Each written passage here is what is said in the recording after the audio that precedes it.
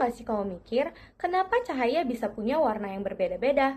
Atau bagaimana cara kita bisa tahu komposisi bintang yang jaraknya jutaan kilometer dari bumi? Jawabannya adalah spektroskopi. Untuk lebih jelasnya, mari kita simak video berikut ini dalam persiapan untuk kompetensi Sains Nasional atau KSN bidang astronomi.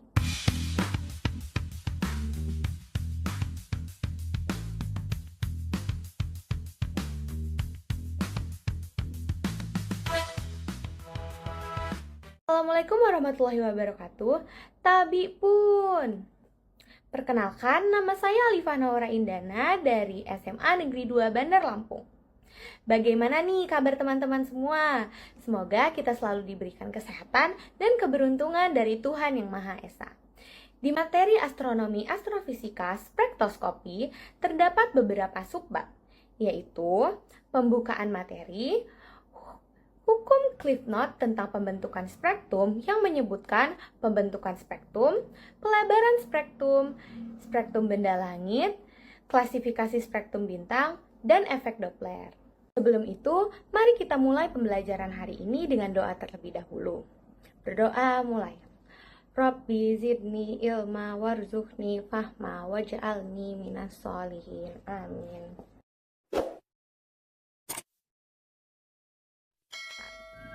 Pada molekul perubahan energi dapat terjadi dengan 3 macam cara, yaitu perpindahan elektron ke energi lain, perubahan energi getaran molekul, dan perubahan energi rotasi molekul. Pada bintang yang bersuhu rendah, dapat diamati adanya spektrum pita yang berasal dari beberapa molekul seperti oksida titanium dan sianogen. Selanjutnya kita masuk ke subbab yang ketiga, yaitu pelebaran spektrum. Garis spektrum tidak merupakan garis yang tajam, tetapi mempunyai lebar tertentu. Ada beberapa hal yang akan menyebabkan pelebaran garis spektrum, yaitu yang pertama adalah pelebaran alamiah. Transisi dari tingkat energi satu ke tingkat energi yang lainnya tidak terjadi secara seketika. Hal ini menyebabkan radiasi yang diserap, yang diemisikan tidak terjadi pada frekuensi yang unik. Pelebaran alami yang bergantung pada waktu atau lifetime, pada keadaan tereksitasi dari suatu atom. Jika waktu pada keadaan tereksitasi sebuah atom singkat, maka akan menghasilkan pelebaran yang sempit. Begitu sebaliknya. Jika ketidakpastian Heisenberg diterapkan, maka energi yang diberikan pada keadaan tertentu tidak akan lebih dari delta E sama dengan H/2pi delta T, di mana delta T adalah waktu sebuah atom dalam keadaan tereksitasi. Sebagai konsekuensi, frekuensi dari atom yang memproduksi garis spektrum baik, itu absorpsi atau emisi akan dinyatakan dalam delta V sama dengan delta E per H atau 1 per delta T. Pada umumnya, waktu sebuah atom dalam keadaan tereksitasi adalah 10 pangkat minus 8 second. Dan daerah spektrum tampak akan memiliki panjang gelombang 550 mN. Maka hal ini akan memberikan pelebaran spektrum sebesar 1,6 kali 10 pangkat min 5. Yang kedua ada pelebaran Doppler. Atom yang memberikan suatu garis spektrum tidak berada dalam keadaan diam, tetapi bergerak dalam berbagai arah. Makin tinggi temperatur, maka akan semakin cepat gerakan atom bergerak. Efek ini menyebabkan setiap atom akan menyerap foton pada panjang gelombang yang berbeda-beda, bergantung pada kecepatan radialnya terhadap pengamat. Hal ini mengakibatkan perubahan spektrum. Yang ketiga ada pelebaran tumbukan. Akibat tumbukan dengan atom lain menyebabkan terjadinya perubahan tingkat energi atom sehingga panjang gelombang foton yang dapat diserapnya agak berbeda. Dengan demikian, atom akan memberikan garis spektrum yang melebar. Selanjutnya yang keempat adalah efek Zeeman. Medan magnet menyebabkan suatu tingkat energi sebuah atom terpecah menjadi 2 atau lebih yang menyebabkan garis spektrum terpecah menjadi 2. Karena jarak antara garis sangat kecil, maka garis spektrum yang dihasilkan seakan melebar. Pelebaran garis yang diuraikan di atas merupakan pengaruh langsung pada atom itu sendiri. Apapun sebab lain yang menimbulkan pelebaran garis spektrum, yaitu akibat rotasi bintang, menyebabkannya selubung bintang yang terturbulensi di atmosfer bintang. Selanjutnya kita masuk ke subbab yang keempat, yaitu spektrum benda langit. Seperti yang dikatakan pada awal pembahasan mengenai spektrum, Spektrum dapat diperoleh dengan melewatkan cahaya pada suatu prisma atau kisi-kisi. Alat yang dapat menguraikan cahaya disebut spektograf. Berikut adalah gambar prinsip kerja spektograf. Bayangan bintang pada titik fokus teleskop dilewatkan sebuah celah.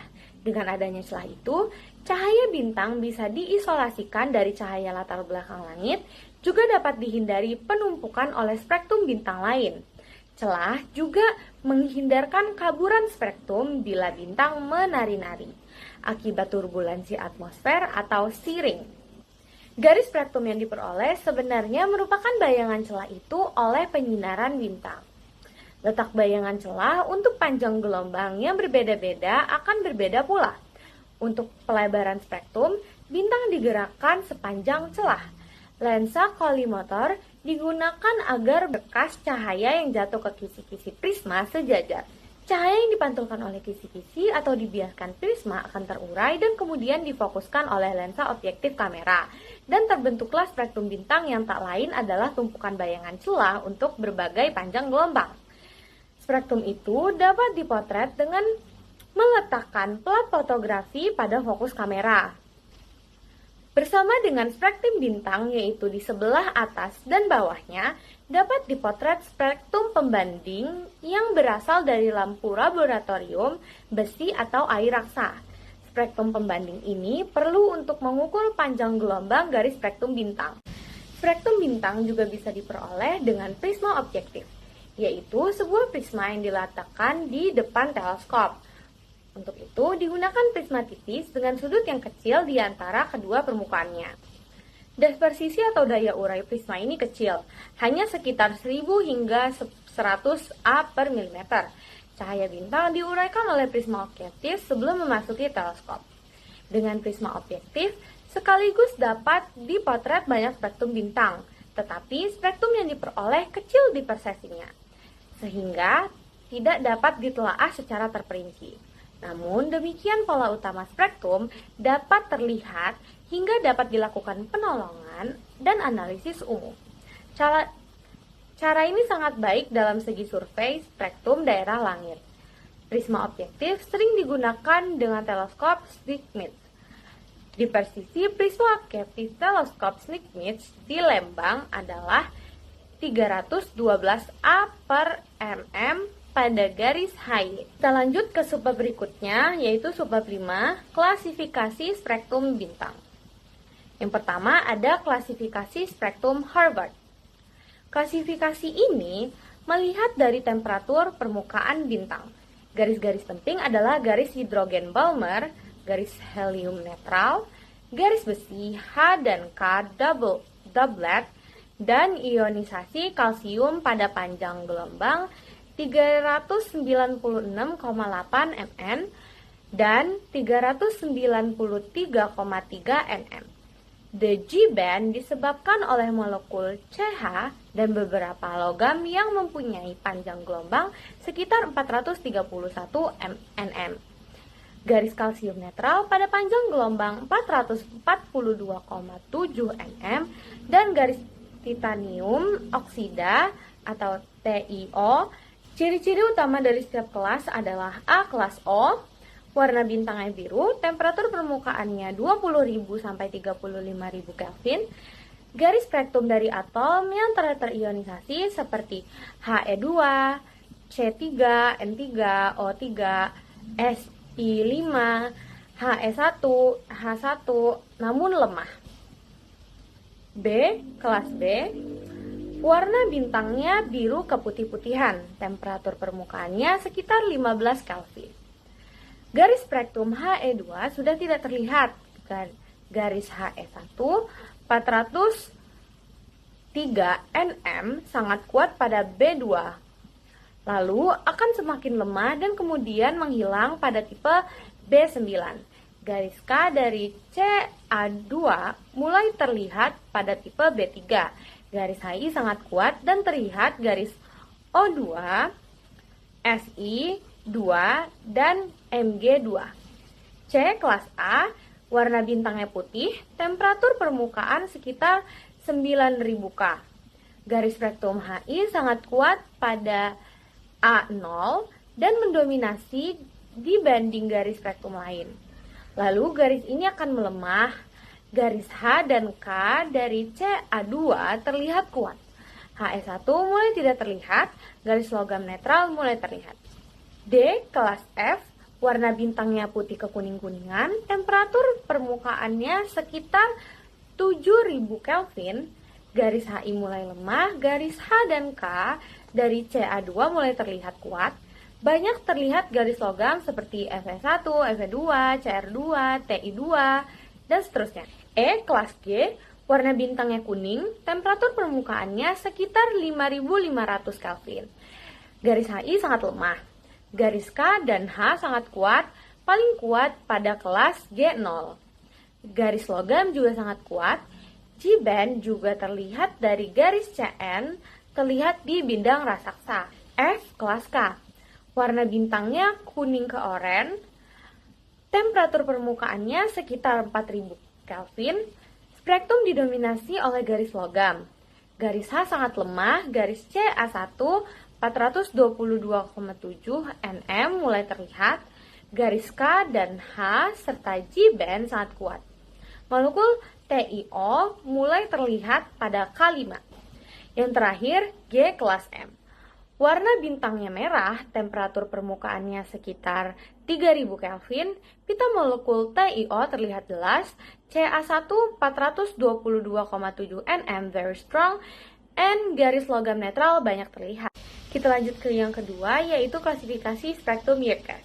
Klasifikasi di atas hanya berdasarkan temperatur. Untuk klasifikasi yang lebih presisi, maka diperlukan perhitungan luminositas dari bintang tersebut.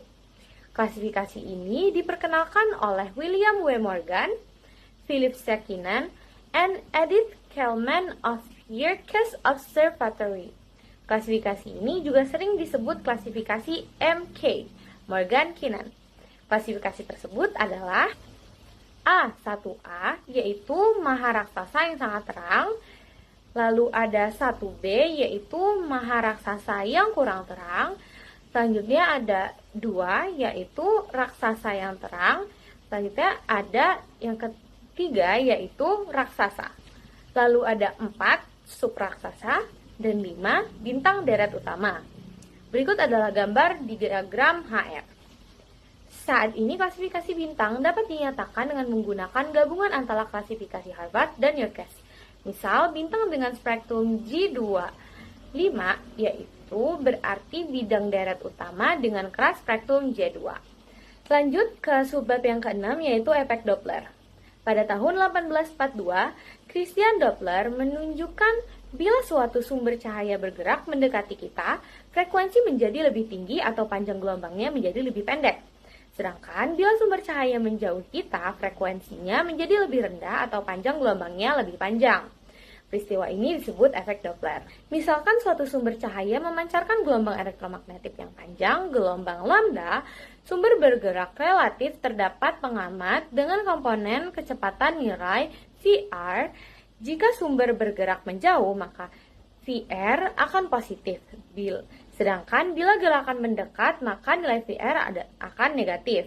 Pengamat akan melihat dengan panjang gelombang berubah sebesar delta lambda per lambda sama dengan akar 1 plus VR per C per akar 1 kurang VR per C min 1. Di mana C adalah kecepatan cahaya. Karena VR lebih kecil dari C, maka persamaan di atas dapat disederhanakan menjadi delta lambda per lambda sama dengan VR per C. Dengan menggunakan spektograf, spektrum bintang dapat langsung dipotret bersamaan dengan spektrum pembandingnya, sehingga bisa memperoleh besar pergeseran Dopplernya.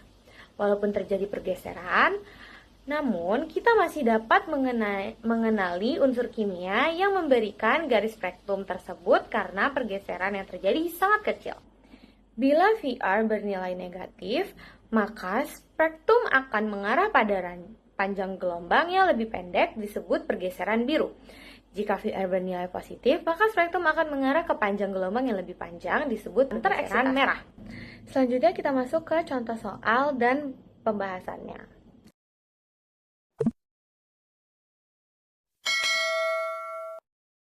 Lanjut ke soal selanjutnya, itu soal nomor 11.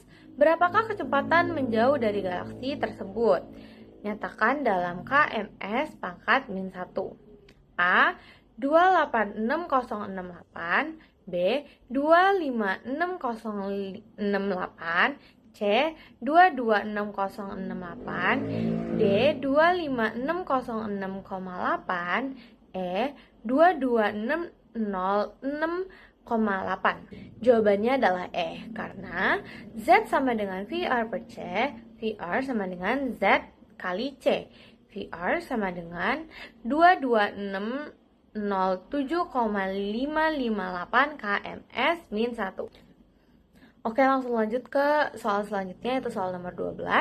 Jika jarak galaksi dinyatakan dalam D sama dengan VR per H0, di mana VR adalah kecepatan radial galaksi dan HO adalah konstanta Hubble dengan nilai 70 km second pangkat min 1 MPC min 1. Berapakah jarak galaksi tersebut? A. 286068 MPC, B. 256068 MPC, C. 2260868 MPC, D. 25606,8 MPC, E. 22606,8 MPC. Jawabannya adalah E. Karena D sama dengan 22607,558 kms pangkat min 1 per 70 kms pangkat min 1 MPC pangkat min 1 sama dengan 322,965 MPC. Lanjut ke soal nomor 13. Manakah dari bintang di bawah ini memiliki temperatur paling besar? A. Hijau, B. Merah, C. Biru, D. Biru muda, E. Semua temperatur sama. Jawabannya adalah A. Karena berdasarkan hukum Wien, lambda max sama dengan 0,2898 cmk per TIFFK. Dari pernyataan di atas, semakin pendek lambda max, maka semakin tinggi temperaturnya, maka temperatur paling besar adalah warna hijau. Oke, kita lanjut ke soal nomor 14. Manakah dari bintang di bawah ini yang memiliki garis hidrogen yang kuat? A. Hijau, B. Merah, C. Biru, D. Biru muda, E. Tidak ada yang kuat. Jawabannya adalah B. Garis hidrogen yang kuat ditandai dengan garis absorpsi hidrogen yang dalam, maka warnanya adalah merah. Lanjut ke soal nomor 15. Berapakah temperatur bintang dengan warna biru tua? A. 8200 Kelvin, B. 7200 Kelvin, C. 6200 Kelvin, D. 5200 Kelvin, E. 4200 Kelvin. Jawabannya adalah B. Bisa dilihat di gambar ini dengan menggunakan penggaris dalam kurung 4500 kurang 4000 A sama dengan 23 mm. Maka dalam kurung lambda min 4000 A sama dengan 2 mm. Sehingga dalam kurung lambda kurang 4000 A per dalam kurung 4500 kurang 4000 A sama dengan 2 per 23. Jadi lambda sama dengan 4000,43,4783 A sama dengan 4,0435 kali 10 pangkat min 5 cm. Sehingga temperatur TEF Kelvin sama dengan 0,2898 cm Kelvin per lambda maksimalnya sama dengan 0,2898 per 4,0435 kali 10 pangkat min 5 cm sama dengan 7167,0967 Kelvin. Lanjut ke soal selanjutnya, itu soal nomor 16. Dari spektrum bintang-bintang tersebut, manakah spektrum bintang matahari? A. Hijau, B. Merah, C. Biru, D. Biru muda, E. Hijau dan merah. Jawabannya adalah D. Jika kita lihat, yang paling mungkin adalah biru muda. Karena bisa kita lihat di sini dengan menggunakan penggaris 5000 kurang 4500 A sama dengan 23 mm, lambda kurang 4500 A sama dengan 1 mm. Sehingga lambda kurang 4500 A per 5000 kurang 4500 A sama dengan 6 per 23. Jadi lambdanya adalah 4630,63478 A sama dengan 4,630434478 kali 10 pangkat 5 cm. Sehingga temperaturnya TEFFK sama dengan 0,2898 CFK per lambda max sama dengan 0,2898 cmk per 4,630434478 kali 10 pangkat min 5 cm. Jadi sama dengan 6258,5915 Kelvin dari temperatur setara dengan kelas matahari. Oke, lanjut ke soal nomor 17. Pilih pernyataan yang salah. A. Bintang kelas O menunjukkan garis helium terionisasi. B. Dalam kelas spektrum yang sama, garis spektrum bintang dengan kelas luminus Katai lebih lebar daripada kelas luminus Maharaksasa. C. Dalam kelas spektrum yang sama, garis spektrum bintang dan kelas luminus Katai lebih sempit daripada kelas luminus Maharaksasa. D. Penampakan spektrum bergantung pada kelimpahan elemen. E. Penampakan spektrum bergantung kepada temperatur permukaan bintang. Jawabannya adalah C. Mari kita analisis satu persatu. A. Bintang kelas O menunjukkan garis helium terionisasi dari pita molekul titanium oksida. Benar. B.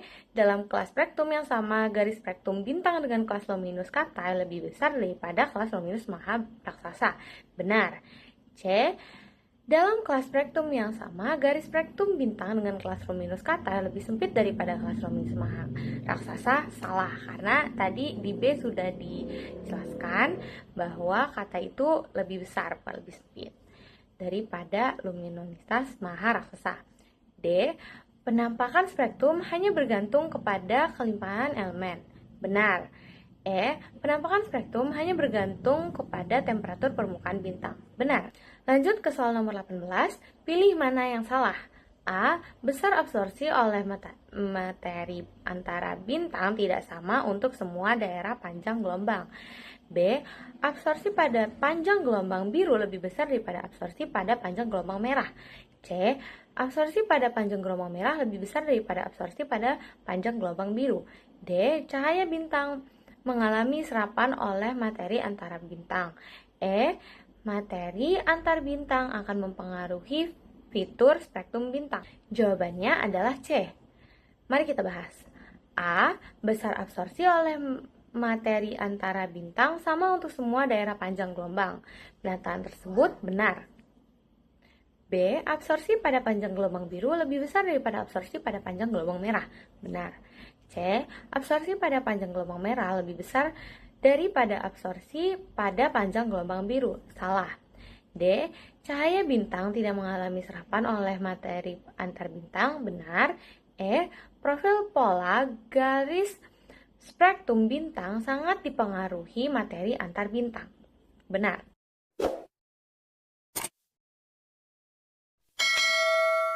Oke, soal selanjutnya adalah soal nomor 19.